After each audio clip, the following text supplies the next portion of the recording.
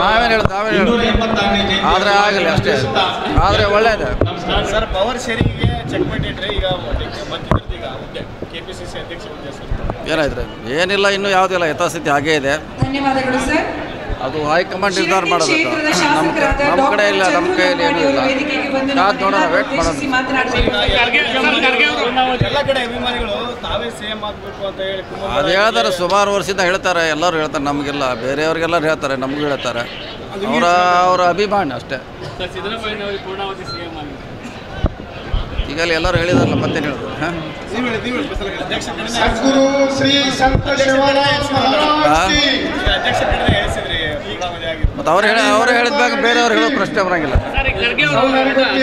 ಬದಲಾವಣೆಗೆ ಓಕೆ ಅಂದಿದ್ದಾರೆ ಅಂತ ಹೇಳಿ ಚರ್ಚೆ ಆಗ್ತಿರೋದು. ಅದು ಅವರೇ ಗುಲ್ಬರ್ಗಾದಲ್ಲಿ ಅವರೇ ಹೇಳಿದ್ದಾರೆ. ಮುಂದಿನ ದಿನಗಳಲ್ಲಿ ಅದ್ರ ಬಗ್ಗೆ ಚರ್ಚೆ ಮಾಡ್ತೀವಿ ಅಂತ ಹೇಳಿದ್ದಾರೆ. ಮಾಡ್ಬೋದು.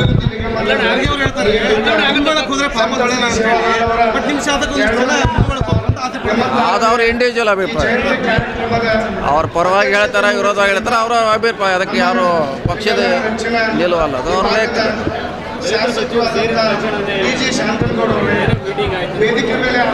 ದಿವಸ ಮೀಟಿಂಗ್ ಆಗ್ತಾನೆ ಇರ್ತಾರೆ.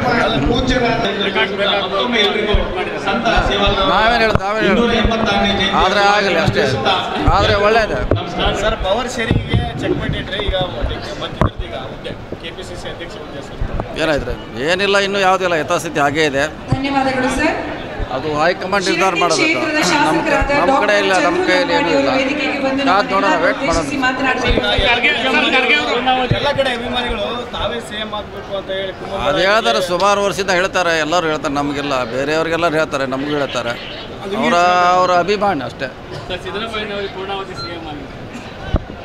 ಈಗಲೇ ಎಲ್ಲರೂ ಹೇಳಿದಾರಲ್ಲ, ಮತ್ತೇನು ಹೇಳಿದ್ರು?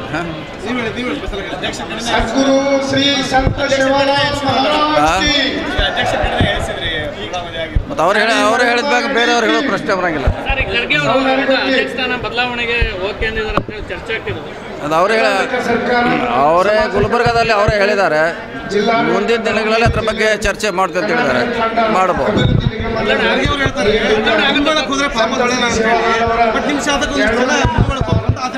ಅದು ಅವ್ರ ಇಂಡಿವಿಜುವಲ್ ಅಭಿಪ್ರಾಯ.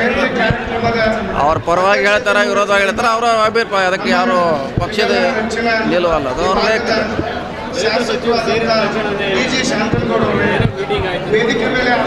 ದಿವಸ ಮೀಟಿಂಗ್ ಆಗ್ತಾನೆ ಇರ್ತಾರೆ.